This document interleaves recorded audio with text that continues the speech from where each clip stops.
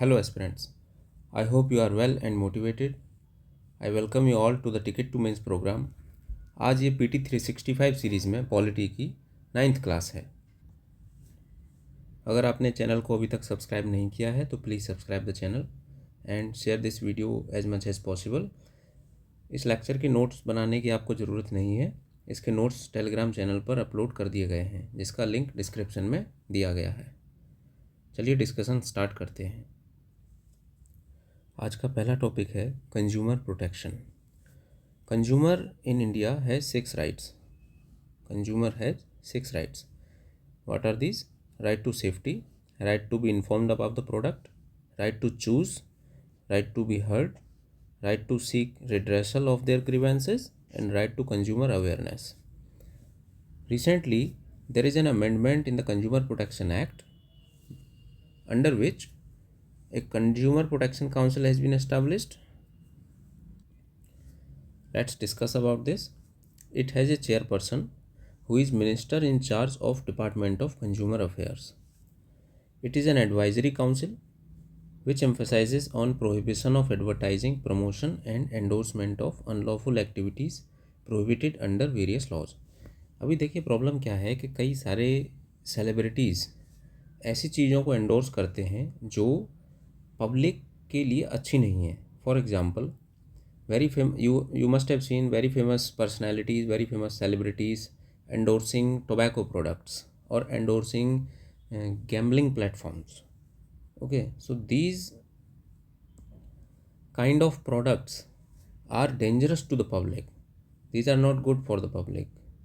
So government had made this council to prevent such type of activities. Next is Consumer Protection Authority. It is made to promote, protect and enforce consumer rights. CCPA shall consist of a chief commissioner.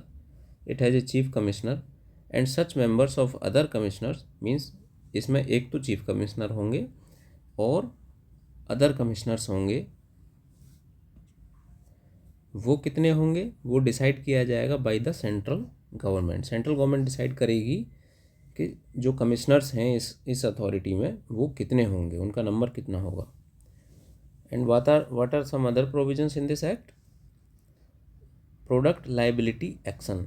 देखिए act के provisions तो बहुत सारे हैं लेकिन यहाँ पे मैंने बस वही डिस्कस किए हैं जो प्रीलिम्स एग्ज़ाम के पर्सपेक्टिव से इम्पॉर्टेंट हैं, जो क्वेश्चन यूपीएससी पूछ सकती है. ओके, तो पहला है product liability action. It is an action against manufacturer और सर्विस प्रोवाइडर. अगर कोई मैन्युफैक्चरर कोई भ्रामक ऐसा एडवर्टीज़मेंट देता है कि हमारा प्रोडक्ट 100% ऑर्गेनिक है लेकिन वो ऑर्गेनिक नहीं हो तो उसके अगेंस्ट एक्शन लिया जा सकता है क्योंकि that is a misleading advertisement. Okay, and it imposes penalties for misleading advertisement. It establishes a 3-tier consumer dispute redressal machinery at the district, state and national levels.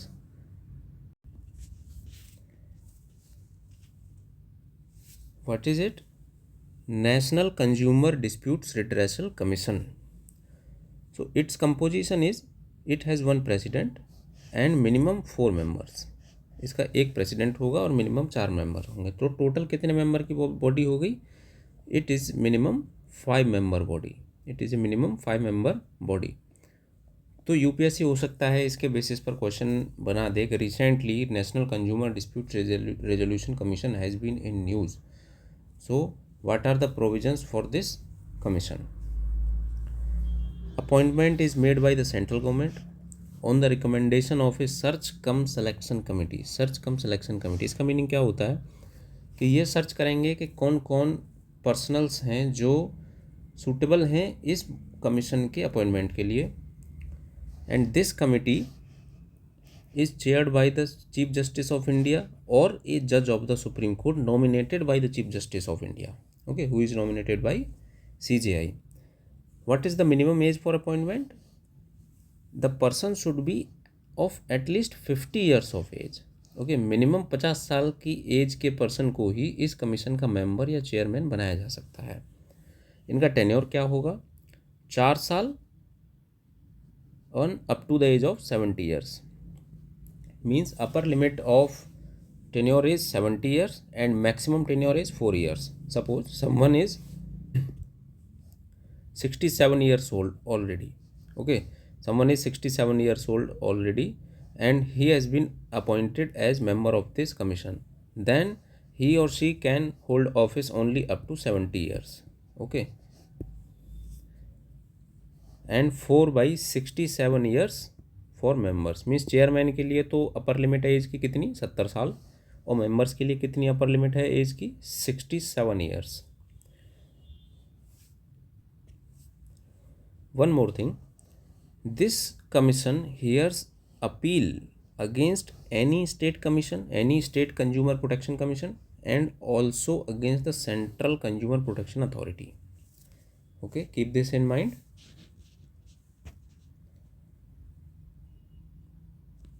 Next topic is foreign contribution regulation act. अभी देखिए recently central government ने, specially ministry of home affairs ने कई सारे NGOs को mark किया था, कई सारे एनजीओज़ को बैन किया है.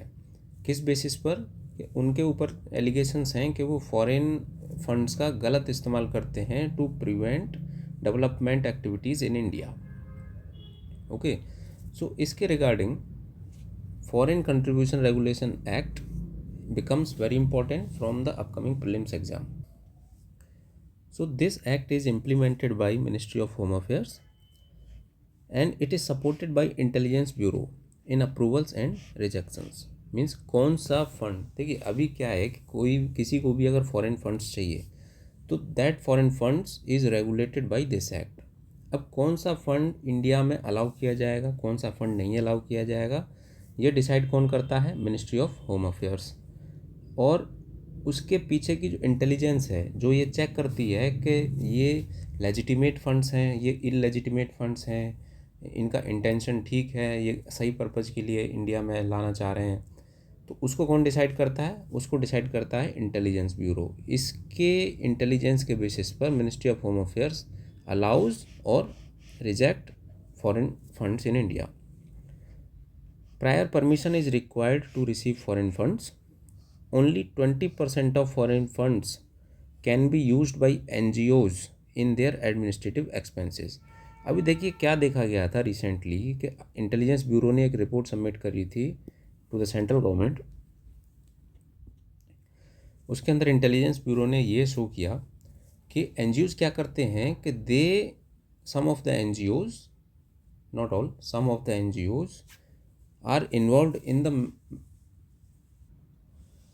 Activities of money laundering. अब वो क्या करते हैं कि फॉरेन से फंड आ जाएंगे, फॉरेन फंड्स आ जाएंगे.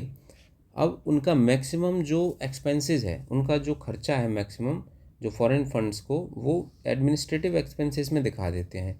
वो क्या दिखाते हैं कि हमने इतने करोड़ रुपए एम्प्लॉयज़ की सैलरी दे दी, इतने करोड़ रुपए बिल्डिंग का रेंट चला गया, इतना रुपया इस एक्सपेंस पे हो गया.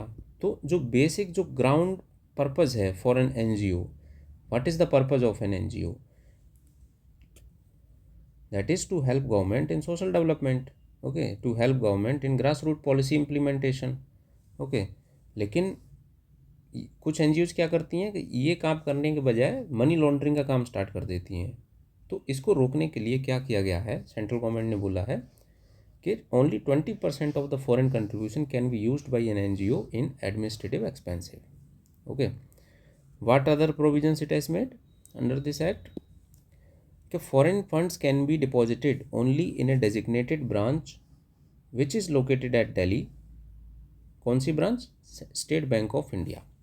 Only Delhi located designated branch में ही फॉरेन कंट्रीब्यूशंस को जमा किया जा सकता है. Okay, and this act has also identified और you can say designated some kind of people who are not allowed to get foreign funds. Okay, unauthorized persons not allowed. What are those? Election candidates, judges, government servants, journalists and media enterprises, member of parliament and member of legislative assemblies, political parties, organisations of the political nature. Okay, तो ये आप list एक दो बार पढ़ेंगे, आपको एक मोटा मोटा आइडिया लग जाएगा। तो इससे आप ये गैस कर सकते हैं क्वेश्चन पेपर में कि ये अलाउड हैं या नहीं है। बेसिक मोटा सा है कि जो इंडिया की पॉलिटिकल स्ट्रक्चर से जुड़ी हुई ऑर्गेनाइजेशंस हैं उनको अलाउ नहीं किया जा सकता। जो एग्जीक्यूटिव एंड लेजिस्लेटिव से जुड़े हुए चीज़ें हैं, जो जुड़े हुए जो बॉडीज एंड पीपल हैं, उनको अलाउ नहीं किया गया है। Next topic is national human rights commission.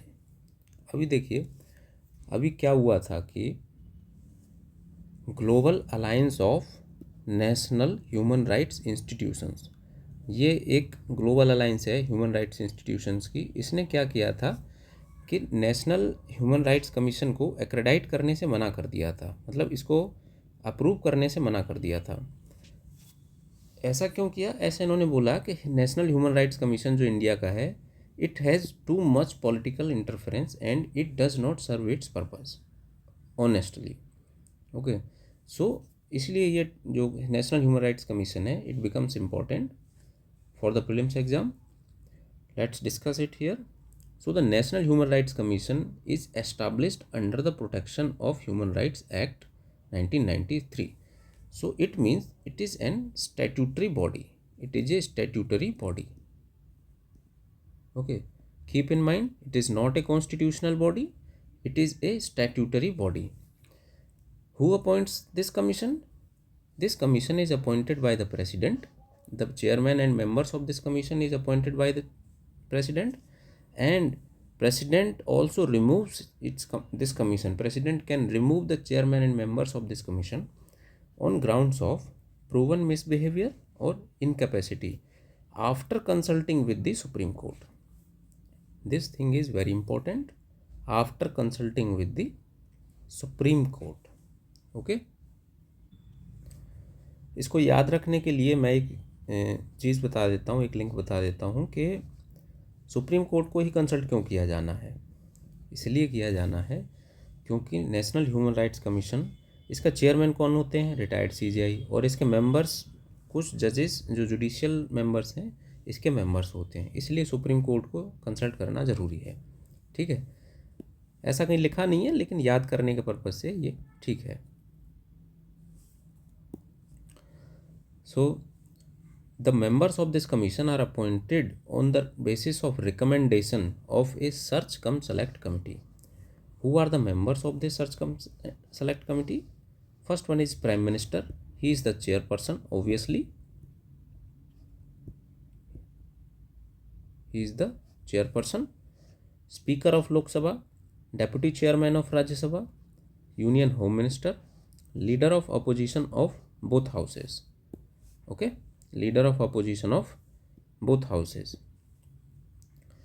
Next is, इसका टेन्योर कितना होता है? 3 साल या 70 साल। अब ये कैसे, देखो मैं ये लिखता हूँ, ये शॉर्ट फॉर्म में है, इससे कंफ्यूज मत होना। देखिए, टेन्योर का टर्म तो है 3 साल, ठीक है, 3 years, एंड एज लिमिट कितनी है? 70 years। एज लिमिट है 70 years। Okay, Are the members of this commission are able to reappointment? Yes, they are eligible for reappointment. One more thing, it has the powers of a civil court, means it can ask for evidence, it can ask for summoning of someone related to the case of human right violation. Okay, just keep these things in mind. Next is composition of NHRC. So very simple. Its chairperson is a retired Chief Justice of India or a judge of the Supreme Court. ये जज भी retired होंगे। 5 full-time members, 5 full-time members. First one is retired or serving judge of Supreme Court. Second one is retired or serving Chief Justice of a High Court. Third is 3 other members to be appointed from the persons having knowledge and practical experience in matters of human right, and one of whom shall be a woman. It is very important thing, it is a very important fact कि इन 3 members से एक women होना compulsory है। And there are 7 deemed members, means ये member actually में appoint नहीं होते हैं, but they are ex officio members. Ex officio members means कि these members are originally serving in some other bodies, but they are also made part of NHRC.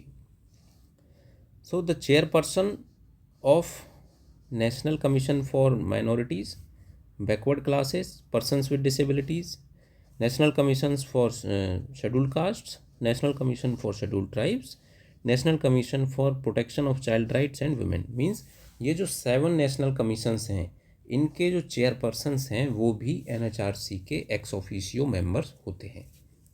Okay. Next one is functions of NHRC. NHRC करता क्या है India में? It inquires into human rights violation on its own और on a petition by victim.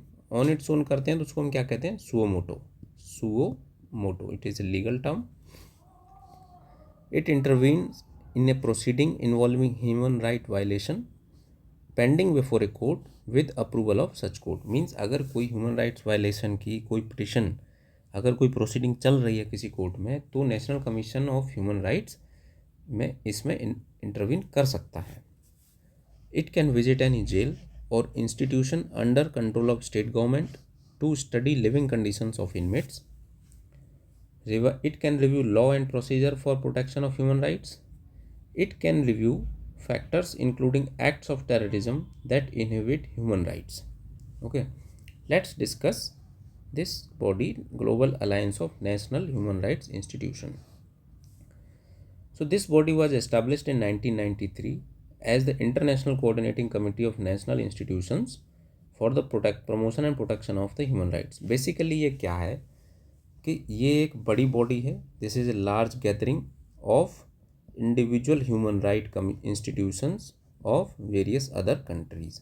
Okay, it is composed of 120 members. Means 120 member countries are its members. India is also a member of this body and its secretariat is located in Geneva, which is in Switzerland. Let's discuss some questions regarding human rights. First one is, ये 2004 में पूछा गया है.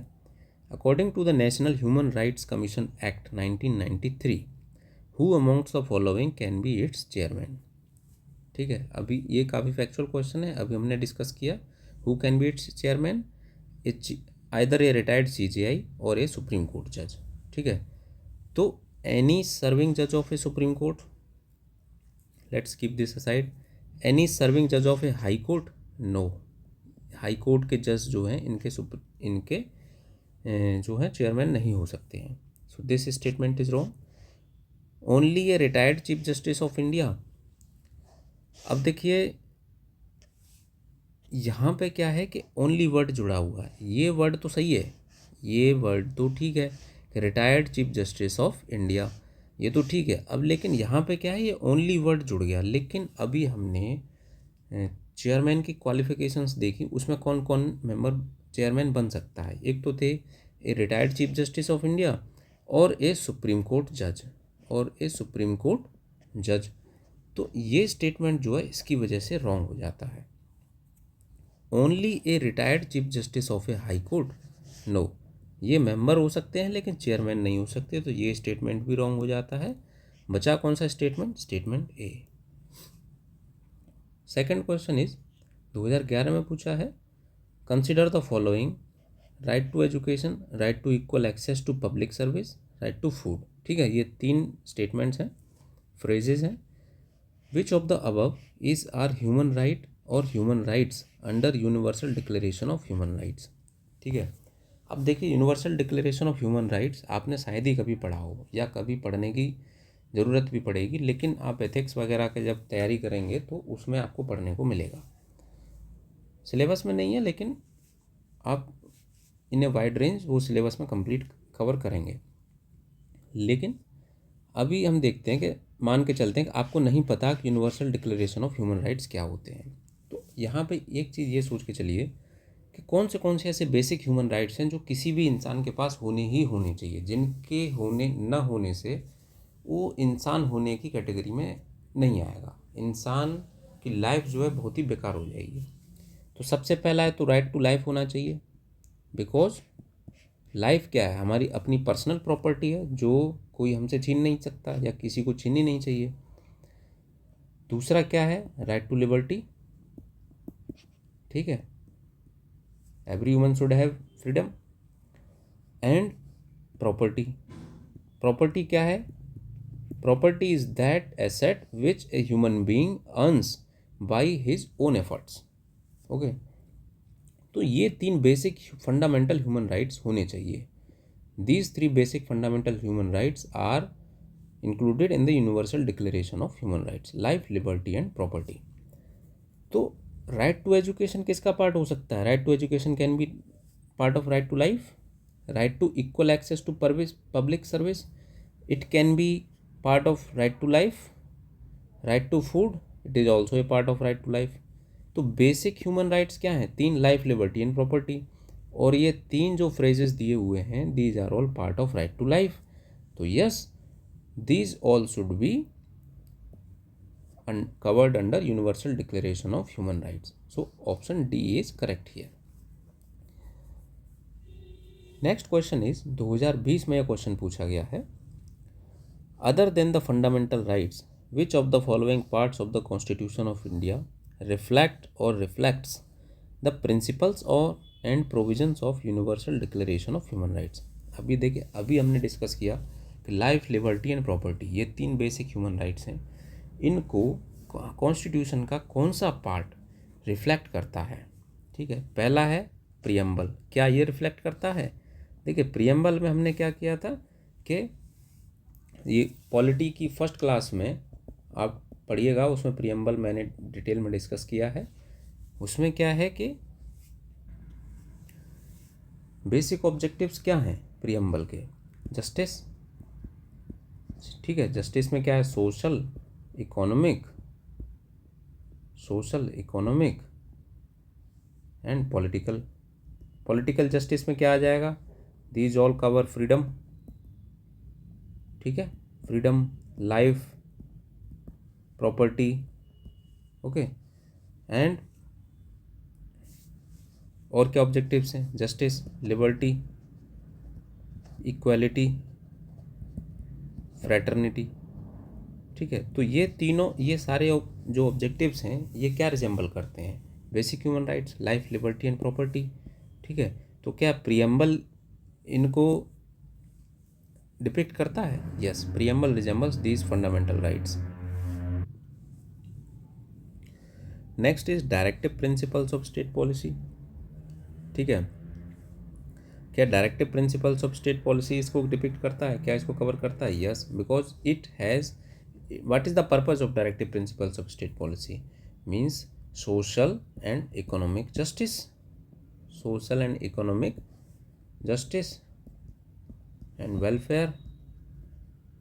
ठीक है, it imposes certain duties upon the state, so does it cover, yes, it also covers the basic human rights। Second one is fundamental duties, क्या ये cover करती हैं, यस, बिल्कुल करती हैं, क्योंकि फंडामेंटल ड्यूटीज़ में पार्ट्स क्या हैं कि you have to protect India's culture, sovereignty, fraternity. अब जहाँ फ्रेटर्निटी वर्ड आ गया, तो fraternity word is a very broad word. Fraternity में क्या है, you should not hurt someone else, you should not restrict someone else's freedom, you should not acquire someone else's property or trespass someone else's property illegally। Okay, so all 3 cover basic human rights which are covered under Universal Declaration of Human Rights। So the right answer would be option D, option D would be the right answer। Next topic is Central Bureau of Investigation। इसके बारे में थोड़ा जान लेते हैं, what is it's genesis, ये बना कैसे था। ये बना था 1963 में on recommendation of Santhanam committee. Santhanam committee, ये कमेटी का नाम ध्यान रखिएगा, ये काफ़ी इंपॉर्टेंट कमेटी है, आपने सुनी भी होगी, पढ़ी भी होगी। It comes under ministry of personal, pension and public grievances. It's status is non statutory, ये एक नॉन स्टैट्यूटरी बॉडी है, नॉन कॉन्स्टिट्यूशनल बॉडी है। ठीक है, although it is made under this act, Delhi Special Police Establishment Act, although it is governed by this act, but it is not a statutory body and it is not a constitutional body. Why? Because it is formed by a resolution of president. Okay, president के presidential order से एक body बनी थी, तो ये एक executive body है. It is an executive body. Okay, appointment of the members and the chairman is done by the president, who are recommended by a panel of prime minister, leader of opposition and chief justice of India. Leader of opposition of Lok Sabha, keep this in mind, leader of opposition of Lok Sabha and chief justice of India. Some important terms related to CBI. Consent of state. ठीक है, अभी आपने देखा होगा पिछले 3-4 साल में कि सीबीआई को वेस्ट बंगाल में काम करने में बहुत दिक्कत हुई है. अब ये ऐसी दिक्कत क्यों है? Although CBI is a central body, but why it faces so much problem in working in West Bengal? Because it requires consent of state. Consent of state are of two types. First one is specific, means CBI has to ask state government in each case. Okay, जैसे ही कोई मुद्दा होता है, कोई case होता है, तो हर case में सीबीआई को स्टेट गवर्नमेंट को पूछना पड़ेगा कि हम स्टेट में एंट्री कर सकते हैं, इन्वेस्टिगेशन कर सकते हैं या नहीं. Second one is general consent, means state एक बार कह देता है सीबीआई को, एक बार अलाउ कर देता है कि ठीक है, you can enter anytime in the state and investigate regarding any case. So CBI need not ask every time, but state can end it anytime. Next topic is Lokpal and Lokayukt. Okay, so Lokpal and Lokayukt are formed under Lokpal and Lokayukt Act 2013 to investigate and prosecute. ये word देखिए important है. Investigate तो हर कोई gas कर लेगा, क्या ये prosecute भी करते हैं? Yes, it prosecutes corruption cases involving public servants. Okay, corruption cases involving public servant. तो लोकपाल तो है सेंट्रल के लिए और लोकायुक्त है स्टेट गवर्नमेंट एम्प्लॉयज़ के लिए. तो लोकपाल का डिस्कस कर लेते हैं. Lokpal is appointed by the president. What is the composition of Lokpal? It has one chairman and 8 members, means it is A 9-member body. The chairman is retired CJI और a retired supreme court जज who is nominated by the CJI. And 8 members, among 8 members 50% must be judicial members. Okay, इन 8 में से 4 member judicial members होने चाहिए. Means they must be drawn from the judiciary. They must be drawn from the judiciary. Okay, what is the term? 5 years तो term है, tenure है, और 70 years की एज लिमिट है.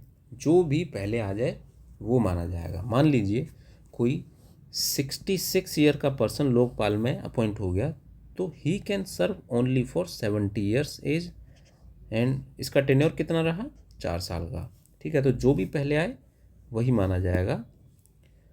Are they eligible for reappointment? Yes, they are ineligible.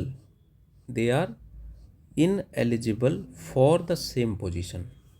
Okay, अगर कोई member है लोकपाल का तो वो मेंबर पर रीअपॉइंट नहीं हो सकता. अगर कोई चेयरमैन है तो वो चेयरमैन पर रीअपॉइंट नहीं हो सकता. But a member can be appointed as a chairman of Lokpal if his or her total term does not exceed 5 years. इसका मतलब क्या है? देखिए, मान लीजिए कोई पर्सन मेंबर बना लोकपाल का at the age of 67 years. ठीक है, तो ये मेंबर कितनी एज तक रह सकता है?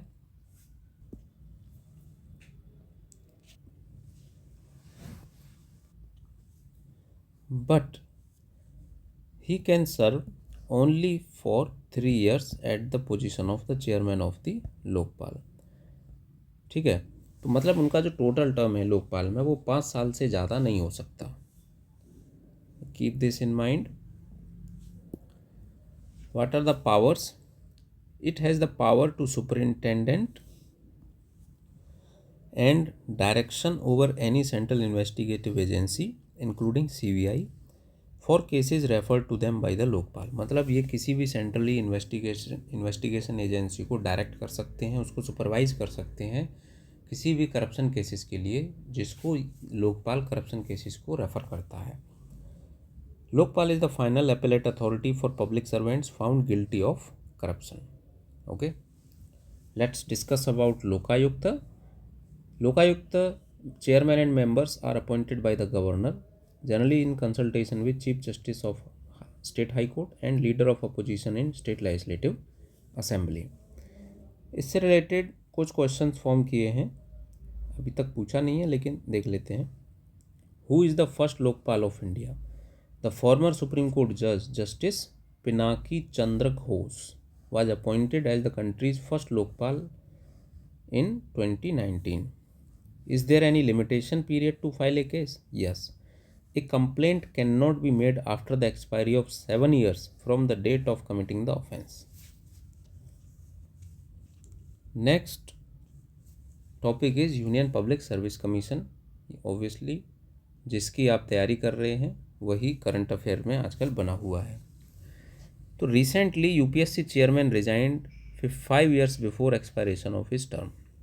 ठीक है, तो अभी इससे रिलेटेड कुछ चीज़ें डिस्कस कर लेते हैं।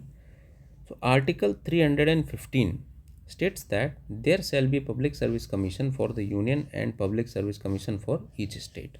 ठीक है, ये इस पर ध्यान दीजिएगा, each state.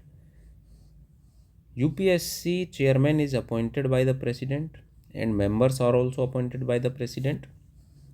The term of UPSC chairman is 6 years and 65 years of age, whichever is earlier। Eligibility,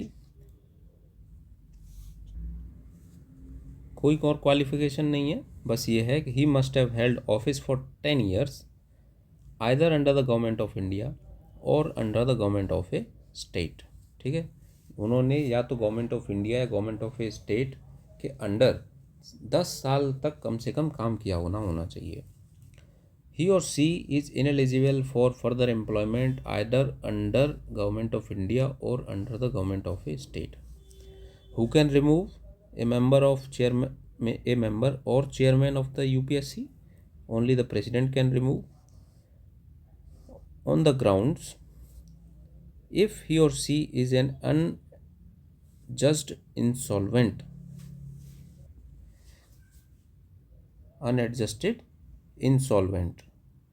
अब इसका मीनिंग क्या होता है? देखिए, ये इसका मीनिंग होता है कि अगर उनके फाइनेंशियल्स इतने ख़राब हैं कि उनके पास इतना ज़्यादा डेट है कि उसको सेटल ही नहीं किया जा सकता है गिवन हिज करंट अर्निंग, तो उसको as an unadjusted insolvent consider किया जाता है। If he or she engages during his term of office in any paid employment outside the duties of his office, if he is found unfit to continue in office by reason of infirmity of mind or body। Reappointment से related कुछ चीज़ें इसकी मैं बता देता हूँ आपको कि जो चेयरमैन हैं, the chairman is not allowed for reappointment. Means chairman की रीअपॉइंटमेंट चेयरमैन पर नहीं हो सकती। ठीक है, और न ही किसी दूसरे कमीशन में रीअपॉइंट हो सकते हैं। लेकिन जो मेंबर्स हैं, members are not allowed to be reappointed at the same position. ठीक है, लेकिन members can become chairman. Member can become chairman of the UPSC or he or she can become chairman of any state public service commission. State public service commission. ठीक है, तो मतलब क्या है कि रीअपॉइंटमेंट हो सकता है लेकिन एज ए प्रमोशन। ठीक है, सेम पोजीशन पर रीअपॉइंटमेंट नहीं हो सकता। अगर आप चेयरमैन हैं यूपीएससी के तो आपको यूपीएससी का चेयरमैन फिर से नहीं बनाया जा सकता। अगर आप यूपीएससी के मेंबर हैं तो आप यूपीएससी के चेयरमैन भी बन सकते हैं या फिर आप किसी भी स्टेट पब्लिक सर्विस कमीशन के चेयरमैन बन सकते हैं। ठीक है, तो ये छोटा सा फैक्ट था जो इसमें छूट गया था। And one more thing, the UPSC is considered the guardian of the merit system of the country. Okay, UPSC conducts examinations for group A, group B and group C government services. Group C अगर question paper में आए तो ये मत सोच लेना कि UPSC इतनी प्रेस्टिजियस बॉडी है, ग्रुप सी का कहाँ से रिक्रूटमेंट करेगी। नहीं, ग्रुप ए, बी एंड सी तक ये रिक्रूटमेंट करते हैं। अब यूपीएससी एग्जामिनेशन के थ्रू अगर किसी कैंडिडेट को सेलेक्ट करती है, उसको लिस्ट में इंक्लूड कर लेती है, then that list is given to the government.